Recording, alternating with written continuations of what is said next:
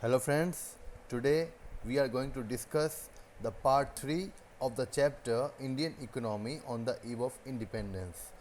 In this part we will discuss foreign trade condition and demographic condition of India during British rule. दोस्तों आज हम British rule के time यानी अंग्रेज़ों के शासन के टाइम यानी 1947 और उससे पहले इंडिया की फॉरेन ट्रेड यानी विदेशी व्यापार और डेमोग्राफिक यानी जनसंख्या से संबंधित आंकड़े इसकी क्या कंडीशन थी, इसके विषय में हम लोग जानने का प्रयास करेंगे। और आई होप कि इससे पहले मैंने इस चैप्टर के 2 पार्ट और बनाए हैं, वो आपने ज़रूर देखे होंगे। तो आइए इसको पार्ट 3 को अपन इजी लैंग्वेज में सीखने का प्रयास करते हैं। ओके दोस्तों, सबसे पहले हम लोग जो condition of foreign trade off India on the eve of independence है उसको पढ़ेंगे। यानी इंडिपेंडेंस के टाइम पे फॉरेन ट्रेड जो हमारे देश का विदेशी व्यापार था उसकी क्या कंडीशन थी उसको पढ़ने वाले हैं। और मुझे पूरा यकीन है कि आप लोग जो मैं आपको डेटा बताऊंगा उस डेटा को ज़रूर नोट करेंगे, याद करेंगे, बिकॉज थोड़ा बहुत आपको डेटा भी इसमें याद करना पड़ेगा। तो आइए पढ़ते हैं कि हमारे देश के फॉरेन ट्रेड की क्या कंडीशन थी ड्यूरिंग ब्रिटिश रूल। इसमें सबसे पहला पॉइंट आता है adverse effect on foreign trade off India. यानी ब्रिटिश रूल में अंग्रेज़ों ने किस प्रकार से हमारे जो फॉरेन ट्रेड है उस पर बुरा प्रभाव डाला। एडवर्स इफ़ेक्ट यानी बुरा प्रभाव किस प्रकार से डाला और हमारे फॉरेन ट्रेड को उन्होंने किस प्रकार से नुकसान पहुंचाया। देखिए, इसके लिए अंग्रेज़ों ने, ब्रिटिशर्स ने रेस्ट्रिक्टिव पॉलिसीज़ अपनाई। यानी जो इंडिया का जो फॉरेन ट्रेड था उसको रोकने का प्रयास किया, उसको कम करने का उन्होंने प्रयास किया, बर्बाद करने का प्रयास किया था। इसके लिए उन्होंने तरह तरह के टैक्सेस लगाए। जो हमारा एक्सपोर्ट होता था विदेशों को उस पर बहुत ज़्यादा टैक्सेस लगाए, टैरिफ लगाए। और जो इंपोर्ट होता था इंग्लैंड से यानी ब्रिटेन से जो माल इंडिया में आता था उस पर टैक्स हटा दिए गए थे। यानी एक तरफ इंडिया की गुड्स जो बाहर एक्सपोर्ट होती थी उस पर बहुत सारा टैक्स लगाया गया, दूसरी ओर जो इंपोर्ट गुड्स होती थी ब्रिटेन से उस पर टैक्स हटा दिए गए। यानी कुल मिला के इंडिया के फॉरेन ट्रेड को रेस्ट्रिक्टिव पॉलिसी, अवरुद्ध करने वाली, रोकने वाली नीतियाँ अपनाई गई थी, जिसका हमारे जो विदेशी फॉरेन ट्रेड था उस पर बहुत ज़्यादा एडवर्स इफ़ेक्ट पड़ा। इस एडवर्स बुरे प्रभाव के कारण जो हमारे फॉरेन ट्रेड का डायरेक्शन है वो चेंज हो गया और जो कंपोजिशन है वो भी चेंज हो गया। मतलब जो किसी भी देश का जो फॉरेन ट्रेड होता है उसका डायरेक्शन और उसका कंपोजिशन बहुत ज़्यादा महत्वपूर्ण होता है। तो सबसे पहले इसमें 2 वर्ड जो आए हैं ये किए, डायरेक्शन ऑफ फॉरेन ट्रेड और कंपोजिशन ऑफ फॉरेन ट्रेड, ये जानना बहुत ज़रूरी है कि ये होते क्या हैं। आइए दोस्तों, पहले हम जानते हैं कि कंपोजिशन ऑफ फॉरेन ट्रेड क्या होता है। देखिए, कंपोजिशन ऑफ फॉरेन ट्रेड का मतलब होता है the types of goods imported and exported by A particular country. यानी एक देश जो है वो किन गुड्स का इंपोर्ट करता है और किन गुड का एक्सपोर्ट करता है, किन किन वस्तुओं का एक्सपोर्ट इंपोर्ट आयात निर्यात करता है, इस चीज़ को तो बोलते हैं कंपोजिशन ऑफ फॉरेन ट्रेड। ठीक है, यानी कहा जाए कि अगर इंडिया जो है वो किन किन वस्तुओं का एक्सपोर्ट करता है, किन किन वस्तुओं का इंपोर्ट करता है, तो हम इंडिया के फॉरेन ट्रेड की कंपोजिशन की बात कर रहे होते हैं। और अगर मैं बात करूं डायरेक्शन ऑफ फॉरेन ट्रेड, तो इस पे अपन क्या करेंगे, the countries to which a particular country exports its goods and import its goods. यानी जो डायरेक्शन ऑफ फॉरेन ट्रेड है इसमें इस चीज़ की स्टडी की जाती है कि जो हमारा देश है वो किन किन देशों के साथ एक्सपोर्ट और इंपोर्ट करता है, अमेरिका से, इंग्लैंड से, अफ्रीका की कंट्रीज से, यानी किन किन देशों से हम एक्सपोर्ट इंपोर्ट करते हैं, वो कहलाता है हमारा डायरेक्शन ऑफ फॉरेन ट्रेड। तो कुल मिला के जो पहला पॉइंट है वो ये बताता है कि ड्यूरिंग ब्रिटिश रूल यानी 1947 और उससे पहले ब्रिटिशर्स ने यानी अंग्रेज़ों ने ऐसी ऐसी पॉलिसीज़ बनाई, टैरिफ की, एक्सपोर्ट इंपोर्ट को रोक, एक्सपोर्ट के लिए अलग पॉलिसी, इंपोर्ट के लिए अलग पॉलिसी, जिससे हमारे देश का फॉरेन ट्रेड का डायरेक्शन और कंपोजिशन सारा चेंज हो गया और जिसके कारण एडवर्स इफेक्ट पड़ा, बुरा प्रभाव पड़ा हमारे फॉरेन ट्रेड के ऊपर। आइए आगे जानते हैं दोस्तों। सेकंड जो पॉइंट कंडीशन आती है वो ये है एक्सपोर्टर ऑफ प्राइमरी प्रोडक्ट। यानी ब्रिटिशर्स ने, अंग्रेज़ों ने क्या किया, हमारे देश इंडिया को एक्सपोर्टर बना दिया था प्राइमरी प्रोडक्ट्स का। यानी देखिए, during British rule, due to restrictive policies, India become an exporter of primary products such as raw silk, cotton, wool, sugar, indigo, jute, etc. यानी अंग्रेज़ों ने क्या किया था, ऐसी ऐसी पॉलिसी बनाई थी एक्सपोर्ट और इंपोर्ट को लेके कि इंडिया को रॉ मटेरियल का एक्सपोर्टर बना दिया गया था। या प्राइमरी जो गुड्स होते हैं, कॉटन, वूल, शुगर, इंडिगो, जूट, इनका एक्सपोर्टर बना दिया। यानी प्राइमरी प्रोडक्ट या रॉ मटेरियल का इंडिया एक्सपोर्टर बन गया था। यानी ब्रिटेन के अंदर और दूसरे देशों के अंदर जो इंडस्ट्रीज चल रही थी, उसके लिए रॉ मटेरियल सप्लाई करने वाला इंडिया बन चुका था। ख़ास तौर से जो ब्रिटेन के अंदर जो औद्योगिक क्रांति हो रही थी, तो वहाँ पे बहुत सारी फैक्ट्रीज खुली थी, बहुत सारे गुड्स का प्रोडक्शन होता था, तो उनके लिए रॉ मटेरियल जो है वो ज़्यादातर इंडिया से ही आता था। तो इंडिया को एक प्राइमरी प्रोडक्ट या रॉ मटेरियल का एक्सपोर्टर के रूप में इन्होंने तब्दील कर दिया था अंग्रेज़ों ने। फिर पॉइंट अपना आता है importer of finished goods and capital goods. अब इंडिया को इम्पोर्ट करने वाला बना दिया गया। किन चीज़ों का? हम कैपिटल, जो इंडिया है, हम लोग जो है वो कैपिटल गुड्स, मशीनरी, टूल्स वगैरह, इनका इंपोर्ट करते थे, इनको विदेशों से ख़रीदते थे। साथ साथ जो फिनिश्ड गुड्स है उसको हम लोग इंपोर्ट करते थे। यानी इंग्लैंड की फैक्ट्रियों में, ब्रिटेन की फैक्ट्रियों में जो गुड्स प्रोड्यूस होती थी, जो फाइनल गुड्स बन जाती थी, उनको बेचने के लिए इंडिया के बाज़ारों में भेजा जाता है, इंडिया में भेज दिया जाता है। यानी इंडिया को तो इम्पोर्टर बना दिया गया था इंग्लैंड में बनी हुई वस्तुओं का। देखो, दो तरीके से इन्होंने काम किया। मतलब इंडिया को जो रॉ मटेरियल है या प्राइमरी प्रोडक्ट है, जो कच्चा माल है, उसका तो उन्होंने एक्सपोर्टर बना दिया, और उन्हीं वस्तुओं से, उन्हीं रॉ मटेरियल से जो वस्तुएं बनती थी, फिनिश गुड जो बनती थी, उनको बेचने के लिए इंडिया बेचा जाता था। यानी इंडिया को उसका इंपोर्टर बना दिया गया। इंडिया के रॉ मटेरियल से बनी हुई वस्तुओं को इंडिया में ही लाके बेचा जाता था। इंडिया को एक बहुत बड़ा बाजार मार्केट बना दिया गया था ब्रिटेन की गुड्स को बेचने के लिए। ठीक है। फिर आता है चौथा point, monopoly control of Britain. It means imports and exports were largely restricted to be between India and Britain. मतलब ब्रिटेन की मोनोपोली हो गई थी हमारे फॉरेन ट्रेड के ऊपर। यानी ब्रिटेन या अंग्रेज़ जो चाहते हमारे एक्सपोर्ट इंपोर्ट के साथ करते थे। ऐसी पॉलिसी बनाते थे कि वो अपनी मनमानी यानी एकाधिकार करते थे। और इन्होंने क्या कर दिया था कि जो 50% से ज़्यादा, मोर देन 50% जो एक्सपोर्ट इंपोर्ट होता था, वो इन्होंने ऐसी पॉलिसी बनाई कि ब्रिटेन या इंग्लैंड के साथ ही होता था। ठीक है, बाकी देशों से भी होता था लेकिन कम मात्रा में होता था। मतलब जो मोनोपोली थी, ब्रिटेन ने इंडिया के एक्सपोर्ट इंपोर्ट पे कब्जा कर लिया था पूरी तरीके से, एक तरह देखा जाए तो। ठीक है, आइए आगे देखते हैं। अब आता है एक पांचवी कंडीशन, इकोनॉमिक ड्रेन। दोस्तों, ये बहुत महत्वपूर्ण टॉपिक है। देखिए, ये जो वर्ड है इकोनॉमिक ड्रेन, इसको हिंदी में बोलते हैं आर्थिक निकास। आर्थिक निकास। अभी होता क्या है, देखो, ये जो वर्ड है इकोनॉमिक ड्रेन, ये जो टर्म है, ये यूज़ की थी दादा भाई नौरोजी ने। किसने यूज़ की थी ये इकोनॉमिक ड्रेन वर्ड के? इंडिया का इकोनॉमिक ड्रेन हो रहा है, दादा भाई नौरोजी ने टर्म यूज़ की थी। इसका मतलब होता है all those payments to Britain for which India got nothing in return और नेग्लिजिबल रिटर्न। यानी दादा भाई नौरोजी ने ये कहा कि इंडिया का इकोनॉमिक ड्रेन हो रहा है, और इकोनॉमिक ड्रेन का उन्होंने मतलब बताया कि ब्रिटेन या इंग्लैंड को किए गए वो सारे पेमेंट जिसके रिटर्न के बदले में इंडिया को कुछ वापस प्राप्त नहीं हुआ।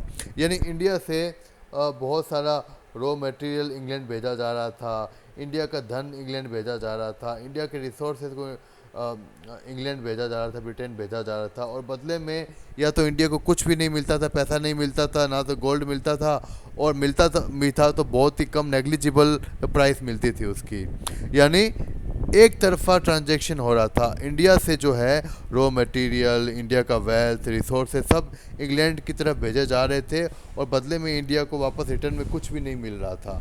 तो जो ये एक तरफा जो वन साइडेड जो ट्रांसफ़र हो रहा था इंडिया टू इंग्लैंड, इस चीज़ को बोला दादा भाई नौरोजी ने इकोनॉमिक ड्रेन।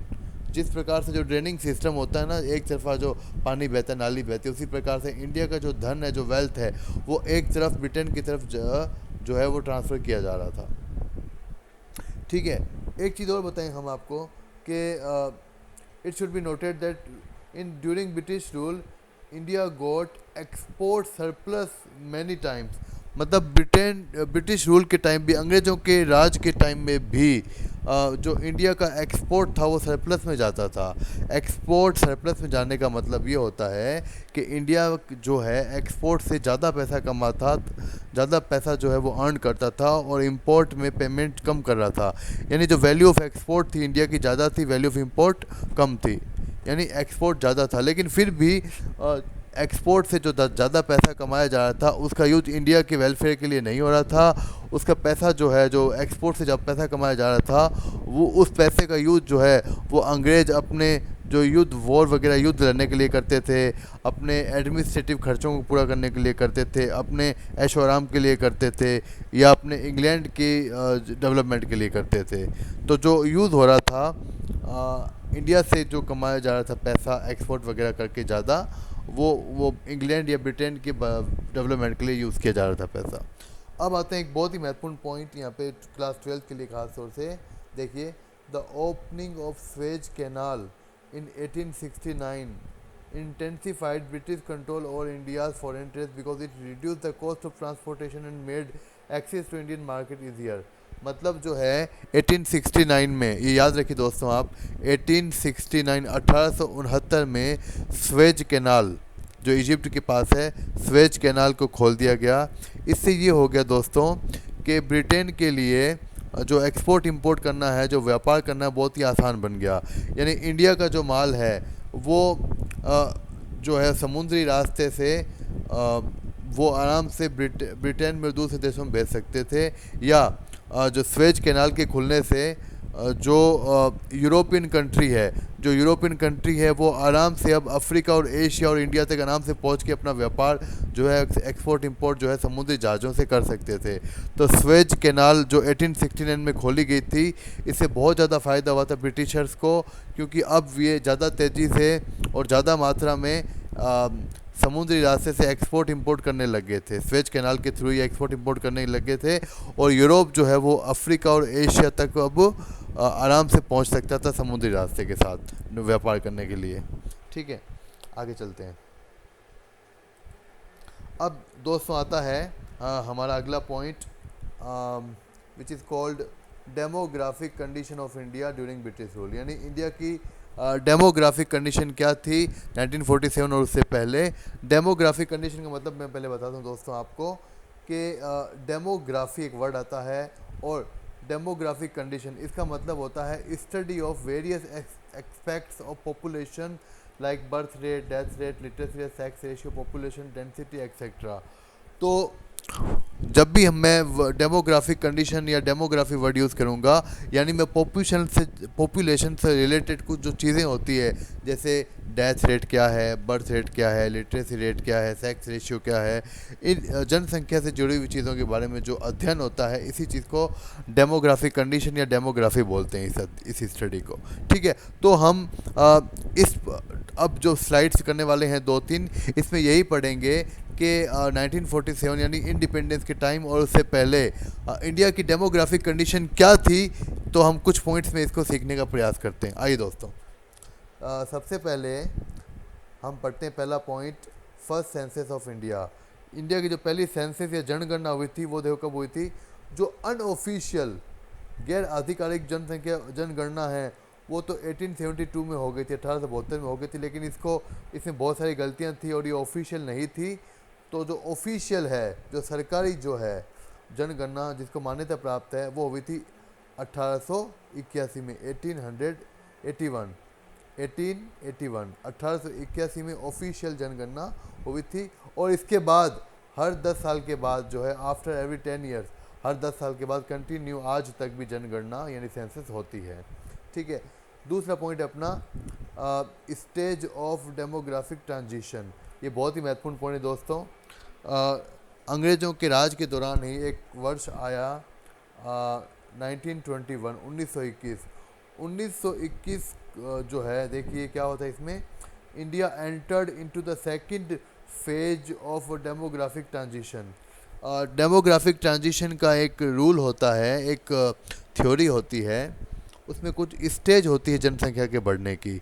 तो 1921 1921 में जो इंडिया है वो इस डेमोग्राफिक ट्रांजिशन के पहले स्तर से निकल के सेकंड फेज में पहुंच गया था, जिसमें इंडिया की जो बर्थ रेट है वो तो हाई हो गई थी, लेकिन डेथ रेट जो वो थोड़ी कम हो गई थी तुलनात्मक रूप से। लेकिन इस साल एक बहुत ही अजीब सी घटना भी हुई थी, मैं बताता हूँ दोस्तों। देखो आगे देखिए, ये देखिए, the year 1921 1921 also called year of great divide. इस 1921 के साल को ईयर ऑफ ग्रेट डिवाइड भी बोलते हैं, दो कारणों से।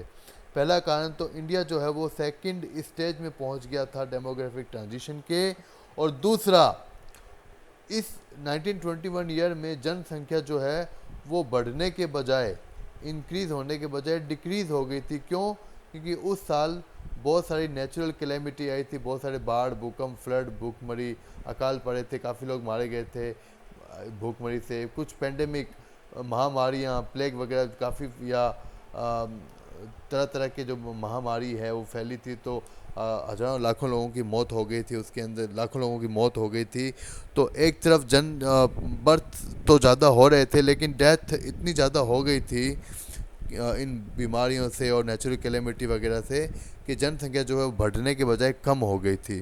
तो 1921 के साल को the year of great divide बोला गया, क्योंकि एक तो सेकंड स्टेज में हमने डेमोग्राफिक ट्रांजिशन में प्रवेश किया था, और दूसरा हमारी जो पॉपुलेशन है वो थोड़ी कम हो गई थी इस साल। ठीक है, आइए आगे चलते हैं। अब आता है दोस्तों तीसरा पॉइंट, लो लिटरेसी रेट। हमारी जो साक्षरता दर है वो बहुत ही कम थी। देखिए 1947 के अंदर देखा जाए तो जो लिटरेसी रेट थी ओवरऑल, तो लिटरेसी रेट है वो 16% थी। ठीक है, 16% थी ओनली, और वुमेन्स के अंदर तो केवल ये 7% ही थी। ठीक है, और एट प्रेजेंट अगर वर्तमान को देखा जाए, 2020 को देखा जाए, तो हमारी जो लिटरेसी रेट है वो लगभग 75% के आसपास है। ठीक है, अब मैं एक चीज़ बताऊंगा दोस्तों, लिटरेसी रेट होती क्या है। लिटरेसी रेट का मतलब होता है percentage of person about 7 years of age who can read, write and understand any one language. यानी लिटरेसी रेट का मतलब होता है 7 ईयर्स या उससे ज़्यादा के ऐसे व्यक्ति जो किसी भी एक लैंग्वेज को रीड कर सकते हैं, राइट कर सकते हैं और उसको समझ सकते हैं, तो वो लिटरेट कहलाते हैं। ठीक है, चौथा पॉइंट हमारा आता है लाइफ एक्सपेक्टेंसी, जीवन प्रत्याशा। देखिए 1947 में क्योंकि हेल्थ फैसिलिटी बहुत कम थी, बहुत सारी बीमारियां चली हुई थी, और हॉस्पिटल वगैरह की सुविधाएं नहीं थी उस टाइम पे, बहुत कम थी। तो जो लाइफ एक्सपेक्टेंसी हुआ करती थी 1947 में वो खाली 32 ईयर्स थी। यानी एक इंसान की ज़िंदा रहने की जो एवरेज लाइफ की जो एक्सपेक्टेशन उम्मीद थी वो केवल 32 वर्ष थी, बिकॉज हेल्थ जो फैसिलिटी वो नहीं के बराबर थी। ठीक है, देन अभी एट प्रेजेंट देखा जाए, 2019-20 को देखा जाए, तो लाइफ एक्सपेक्टेंसी जो हमारी बढ़ के है वो 69 ईयर्स हो गई, 69 वर्ष हो गई है, क्योंकि हेल्थ फैसिलिटी हमारी अब बहुत ज़्यादा डेवलप्ड हो चुकी है, काफ़ी मेडिसिन, काफ़ी टीकाकरण वगैरह चल चुके हैं। तो जो इम्प्रूवमेंट आया है हेल्थ फैसिलिटीज़ में, उसके कारण जो लाइफ एक्सपेक्टेंसी है एक व्यक्ति का जो औसत जीवन है वो बढ़ के 69 ईयर्स हो चुका है। अब मैं बताऊँ आपको, देखिए दोस्तों लाइफ एक्सपेक्टेंसी होती क्या है। Expected life of a person at birth according to health condition. यानी जब किसी बच्चे का जन्म होता है तो उसकी हेल्थ, उस समय उसकी हेल्थ को देख के ये अनुमान लगाया जाता है कि भविष्य में ये कितने वर्ष तक जिंदा रह सकता है। इसकी चीज़ को बोलते हैं लाइफ एक्सपेक्टेंसी। फिर दोस्तों अगला पॉइंट आता है बर्थ रेट। 1947 में जो जन्म दर या बर्थ रेट थी वो 48 पर 1000 थी, जो एट प्रेजेंट जो वर्तमान में बढ़ के 18 हो गई, वर्तमान में कम होके 18 हो गई है। बर्थ रेट का मतलब क्या होता है? बर्थ रेट का मतलब होता है नंबर ऑफ चिल्ड्रन बोर्न पर 1000 पॉपुलेशन इन 1 ईयर। यानी एक साल के अंदर 1000 जनसंख्या पे कितने लोगों का जन्म हुआ, ये कहलाती है बर्थ रेट। फिर आता है अपना पॉइंट डेथ रेट।